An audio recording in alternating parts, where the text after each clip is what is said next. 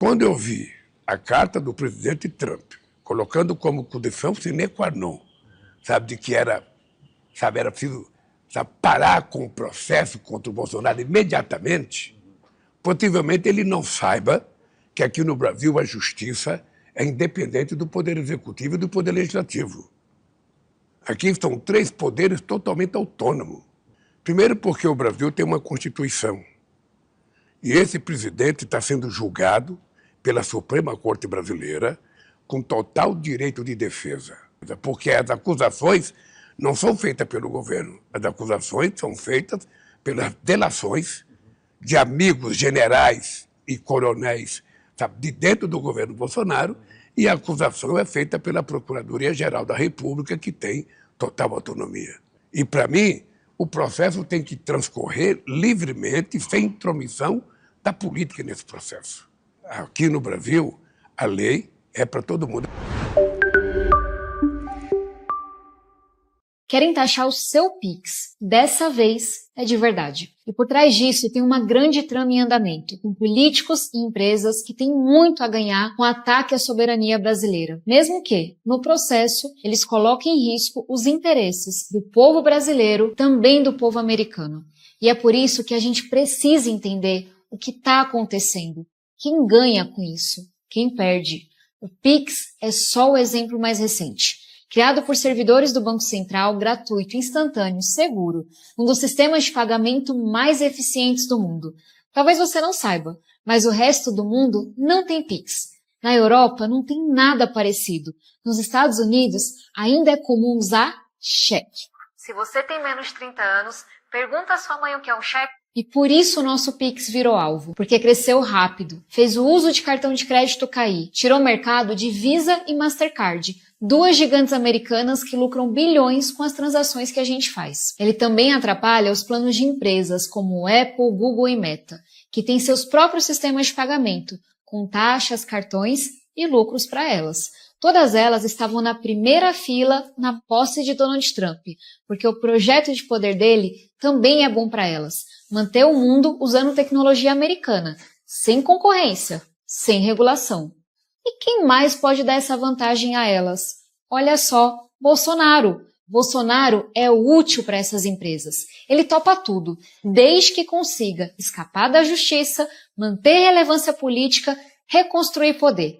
É por isso que Eduardo Bolsonaro está conspirando nos Estados Unidos. Porque, pensa aqui comigo, se hoje existe uma ameaça real, declarada ao Pix, por que não teve vídeo do Nicolas sobre isso? Eles não estão de fora, estão dentro, participando. Trump quer pintar o Brasil como uma ameaça à liberdade. Bolsonaro oferece o papel de vítima.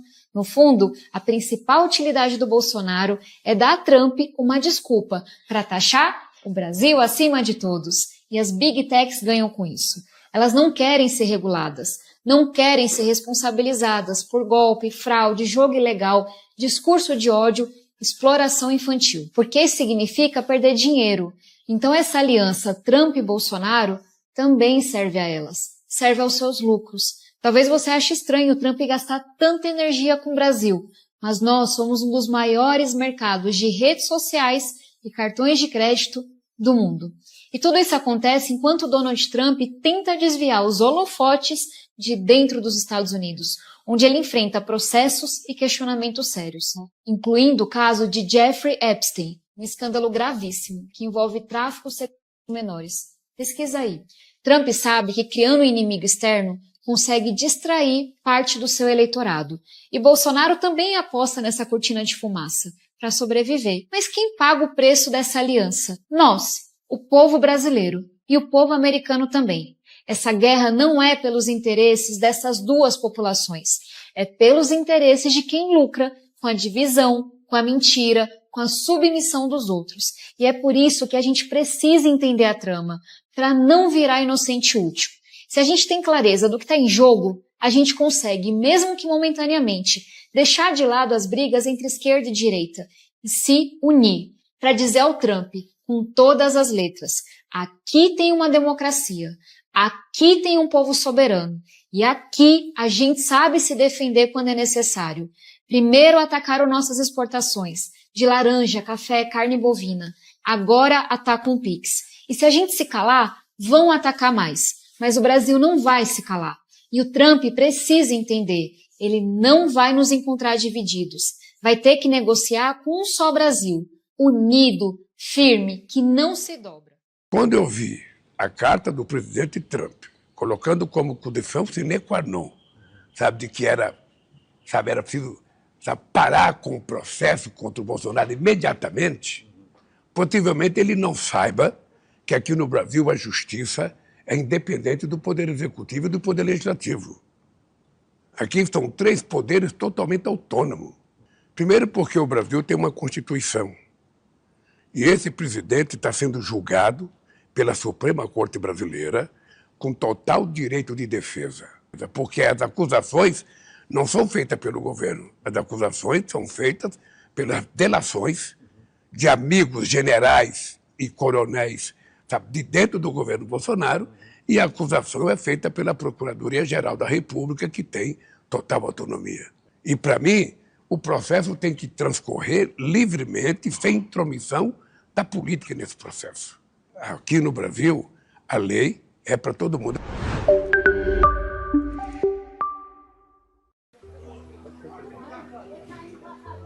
E, na verdade, nós estamos aqui dando autorização para a Prefeitura fazer um financiamento e canalizar esse córrego aqui, porque não é possível, a gente não ajudar as pessoas que vivem numa situação como essa. Então, nós estamos fazendo aqui, na verdade, é essa autorização de crédito para a Prefeitura, junto à Caixa Econômica Federal, fazer essa canalização. Ô, ministro. De Garanhuns, vem aqui me dê um abraço. Você acha que é sempre que 2 pessoas de Garanhuns se encontram? Muita gente lá conhece. O presidente, pegando a mão do presidente. Tudo bem? E o presidente vai dar um beijo. Tudo bem? Tudo bem. A senhora mora aqui? Moro. Há quanto tempo? Faz tempo. Mais de 30 anos. Gente, tchau. Tchau. Fiquem com Deus, querido. Deus acompanhe. Amém. Que Deus proteja. Tchau. Presidente Trump, o senhor foi induzido a erro. Esta é a ministra do Planejamento e Orçamento, Simone Tebet, que sem papas na língua, não se intimidou em dizer quem está por trás da ofensiva dos Estados Unidos contra o Brasil. Se a história revela que o país sempre manteve relações diplomáticas com os norte-americanos, a virada de chave veio carregada de um sobrenome aliado ao golpismo. E a ministra não se cala. É o clã Bolsonaro. Nós estamos numa situação sem precedentes, é importante colocar, né? E o que dificulta muito para a própria diplomacia brasileira, que é considerada uma das melhores do mundo. Acho que alguns fatos precisam ser colocados como preliminares na mesa de forma muito objetiva, ainda que rápida, André, em relação a esse assunto. A meu ver, o governo Trump está sendo induzido a erro por mentiras da família Bolsonaro. Então, diante desse cenário, o Brasil tem ainda a dificuldade de conviver com um fator político e ideológico no meio de uma transação que envolve balança comercial. A primeira carta, e isso é conhecimento público, causou absoluta perplexidade no governo. O presidente Lula olhou para aquilo e falou, é fake news? Porque a diplomacia brasileira nunca tinha convivido com uma situação dessa em relação aos Estados Unidos. Depois veio uma certa indignação do governo. Mas como assim? O que está na carta não condiz com a realidade. O Brasil vive uma democracia, quem tentou o golpe foram eles. O Brasil tem a democracia forte onde as instituições funcionam, o poder judiciário é independente e o poder executivo não tem poder de decisão em cima de uma decisão judicial de um ministro do Supremo Tribunal Federal. Então, a partir daí, nós vamos tentar entender o que estava acontecendo com a investigação uma semana depois, na sessão 301, onde ali tinha tudo, menos discussão de comércio. Ali falava de uma possível pirataria na 25 de março, ali falava do Pix comprometendo cartões de créditos americanos, ali falava, para não dizer que não tinha nada, tinha etanol no processo. Fora isso, tinha tudo. Desmatamento ilegal no Brasil, de um país que acabou de sair, né, do Acordo de Paris. Então, diante de tudo isso, André, eu posso atestar para você e para quem está nos acompanhando, o governo do presidente Lula não saiu da mesa de negociação porque não conseguiu sequer sentar à mesa. Nós não temos com quem dialogar. Então, nós temos hoje, infelizmente, a constatação de que nós vamos ter que esperar 1º de agosto com tudo pronto, obviamente. Então, todas as medidas estão na mesa do presidente, algumas delas vão ser levadas adiante, outras não, a depender do seguinte: 1º de agosto, primeira pergunta, vai haver prorrogação como teve com a China? Segundo, eles mesmos vão diminuir a alíquota tarifária de alguns produtos que eles não produzem lá e que impacta a inflação na mesa do americano médio? Então, entre outras coisas. Então, antes do dia 1º, a única coisa que temos que fazer, né, além da diplomacia, é nos prepararmos como estamos nos preparando para uma reação, não retaliação, é importante que se diga. É defender a soberania do Brasil e os interesses do povo brasileiro. Mas o imbróglio da taxação não para por aí. A extrema-direita tenta emplacar um discurso de que o Brasil se nega ao diálogo. Mais uma mentira daqueles que corroboram, inclusive com PIX, para que os deputados fujões articulem, junto às autoridades dos Estados Unidos, sanções contra a própria pátria. Os discursos, porém, não se sustentam. Basta ver o que o ministro da Fazenda, Fernando Haddad, apontou na terça-feira. Segundo ele, há sinais de maior sensibilidade de autoridades dos Estados Unidos para negociar as tarifas de 50% sobre os produtos brasileiros. Se de um lado o Brasil está aberto ao diálogo, o que falta para Donald Trump abrir as portas? Tebet dá a letra. Brinquei e falei assim, uniu a fome com a vontade de comer, né? Uniu o fator econômico, em que os números não se apresentavam verdadeiros, e aí eles tiveram que mudar lá na investigação e colocar, como eu disse, de PIX a 25 de março e a programa anticorrupção e desmatamento ilegal, com a vontade de comer, que é um pouco da questão ideológica, né? Não há dúvida que o primeiro passo foi, aí não é uma democracia, é preciso anistia, é preciso intervenção. Acho que a questão é muito mais Alexandre de Moraes do que presidente Lula. Está muito claro isso, né? Eu acho sim, não há problema. O presidente Lula não tem problema de pegar o telefone e ligar. Mas não foi uma ou duas vezes que eu ouvi o presidente dizer isso. O problema é o seguinte, eu preciso minimamente de um ponto de partida. Eu preciso de um start para chegar e que essa reunião não fique, o telefonema, depois, não fique pior do que estava. Qual é o ponto de partida? O que efetivamente vem de lá para cá? O que efetivamente, de novo, o governo americano quer do Brasil, que o Brasil ainda não tenha se prontificado, o que o Brasil tem a oferecer e que ainda não foi negociado? Eu colocaria na mesa. Eu começaria dizendo, presidente Trump, o senhor foi induzido a erro. O Brasil é uma democracia, as instituições são fortes, a diplomacia Brasil e Estados Unidos vive 200 anos muito bem. O Brasil precisa dos Estados Unidos, como os Estados Unidos têm coisas que dependem do Brasil também, né? O poder judiciário é independente, eu não tenho, porque aqui não é uma ditadura, eu não tenho a capacidade nem o poder de interferir numa decisão judicial. Acho que a política é feita de embates. Então, dizem que a verdade, né, a verdade ela sobe de escada e é a mentira de elevador. Então, se também não houver da nossa parte um esclarecimento nessa pauta política, fica só a narrativa de um dos lados.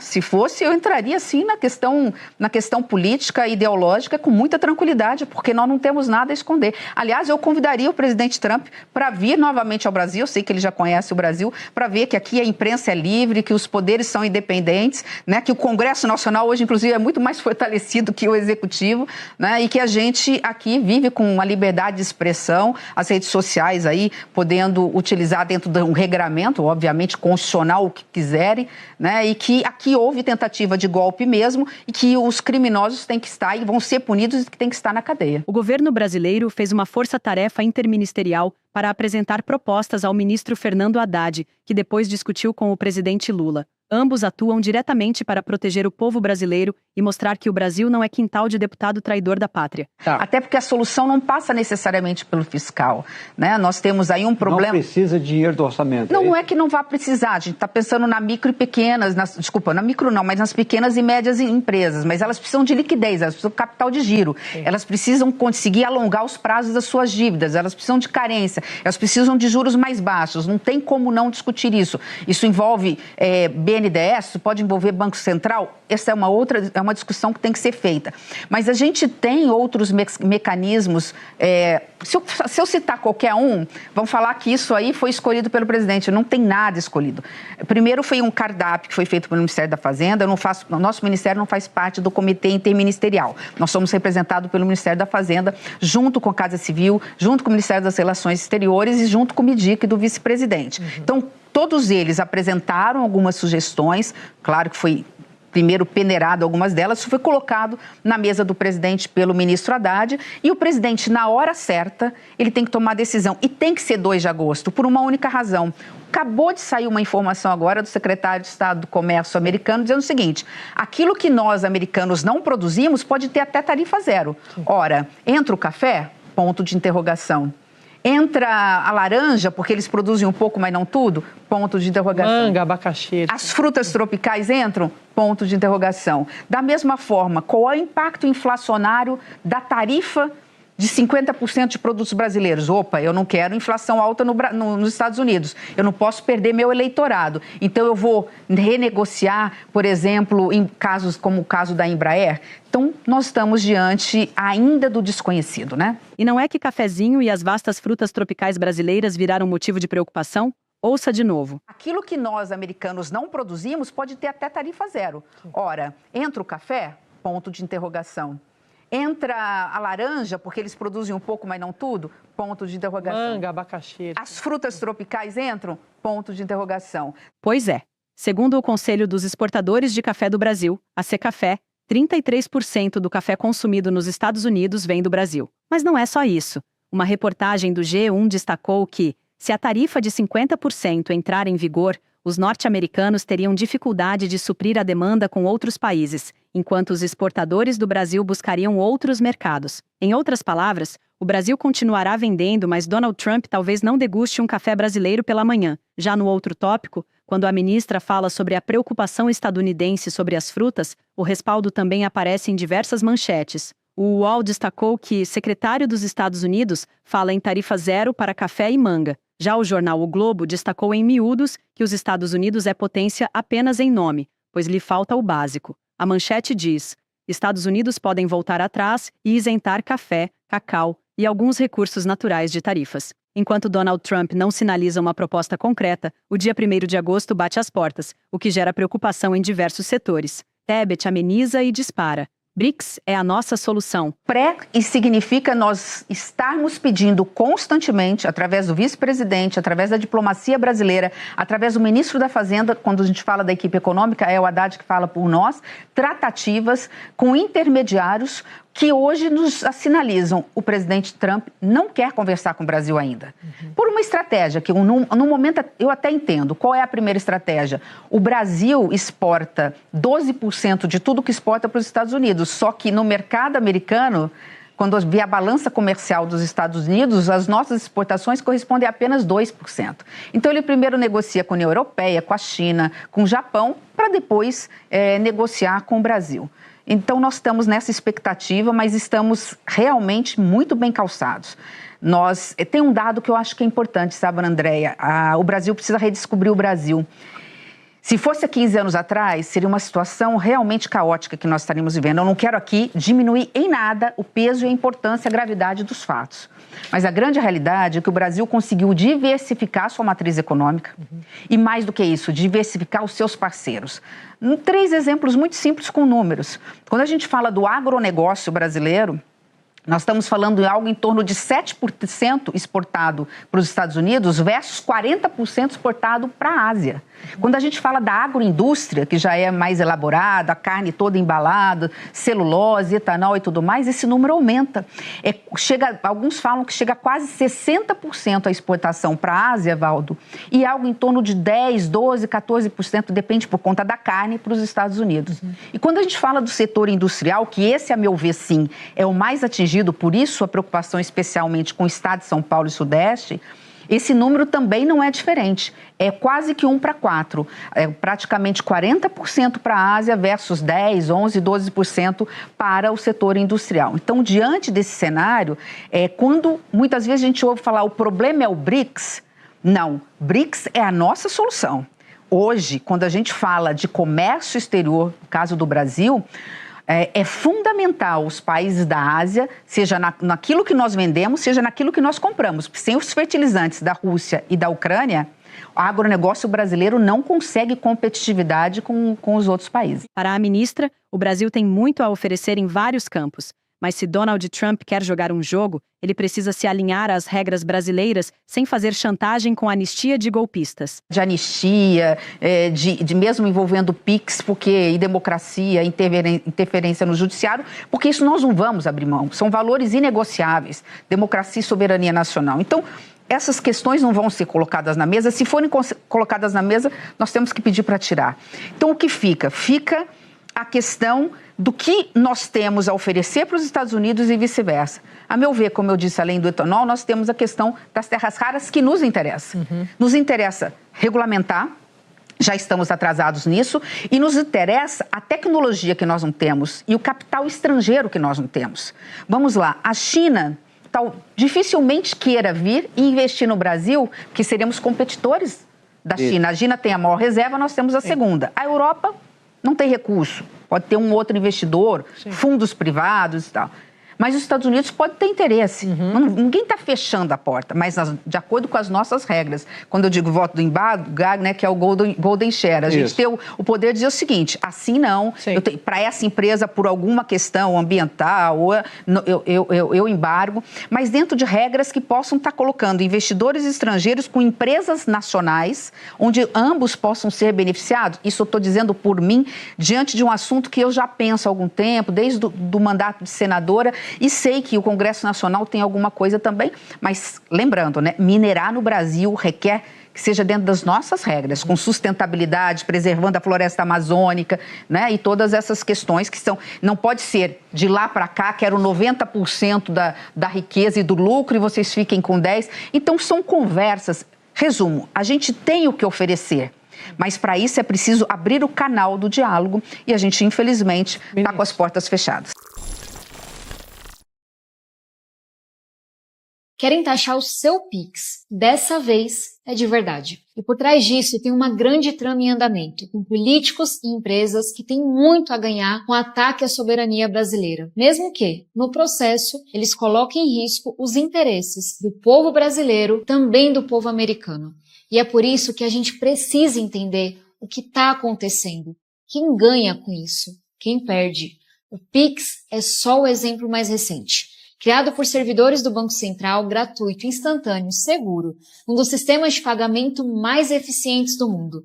Talvez você não saiba, mas o resto do mundo não tem Pix. Na Europa não tem nada parecido. Nos Estados Unidos ainda é comum usar cheque.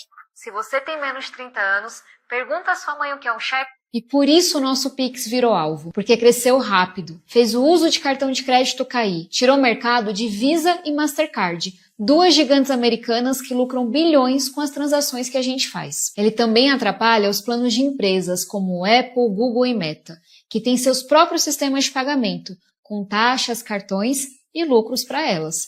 Todas elas estavam na primeira fila na posse de Donald Trump, porque o projeto de poder dele também é bom para elas. Manter o mundo usando tecnologia americana, sem concorrência, sem regulação. E quem mais pode dar essa vantagem a elas? Olha só, Bolsonaro. Bolsonaro é útil para essas empresas. Ele topa tudo, desde que consiga escapar da justiça, manter relevância política, reconstruir poder. É por isso que Eduardo Bolsonaro está conspirando nos Estados Unidos. Porque, pensa aqui comigo, se hoje existe uma ameaça real, declarada ao Pix, por que não teve vídeo do Nicolas sobre isso? Eles não estão de fora, estão dentro, participando. Trump quer pintar o Brasil como uma ameaça à liberdade. Bolsonaro oferece o papel de vítima. No fundo, a principal utilidade do Bolsonaro é dar a Trump uma desculpa para taxar o Brasil acima de todos. E as Big Techs ganham com isso. Elas não querem ser reguladas, não querem ser responsabilizadas por golpe, fraude, jogo ilegal, discurso de ódio, exploração infantil. Porque isso significa perder dinheiro. Então essa aliança Trump e Bolsonaro também serve a elas, serve aos seus lucros. Talvez você ache estranho o Trump gastar tanta energia com o Brasil, mas nós somos um dos maiores mercados de redes sociais e cartões de crédito do mundo. E tudo isso acontece enquanto Donald Trump tenta desviar os holofotes de dentro dos Estados Unidos, onde ele enfrenta processos e questionamentos sérios, incluindo o caso de Jeffrey Epstein, um escândalo gravíssimo que envolve tráfico sexual de menores. Pesquisa aí. Trump sabe que criando um inimigo externo consegue distrair parte do seu eleitorado. E Bolsonaro também aposta nessa cortina de fumaça para sobreviver. Mas quem paga o preço dessa aliança? Nós, o povo brasileiro e o povo americano também. Essa guerra não é pelos interesses dessas duas populações, é pelos interesses de quem lucra com a divisão, com a mentira, com a submissão dos outros. E é por isso que a gente precisa entender a trama, para não virar inocente útil. Se a gente tem clareza do que está em jogo, a gente consegue, mesmo que momentaneamente, deixar de lado as brigas entre esquerda e direita e se unir para dizer ao Trump, com todas as letras, aqui tem uma democracia, aqui tem um povo soberano e aqui a gente sabe se defender quando é necessário. Primeiro atacaram nossas exportações de laranja, café, carne bovina. Agora atacam o Pix. E se a gente se calar, vão atacar mais. Mas o Brasil não vai se calar. E o Trump precisa entender, ele não vai nos encontrar divididos. Vai ter que negociar com um só Brasil, unido, firme, que não se dobra.